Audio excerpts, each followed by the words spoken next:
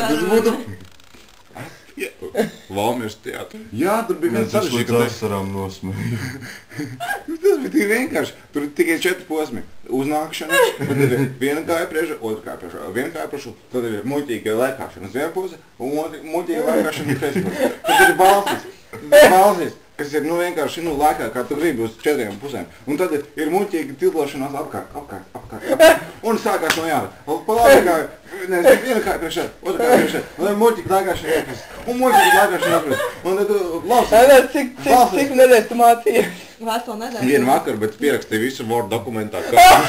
Gudvārds, es pētīju to, kā var jādara. Gudvārds.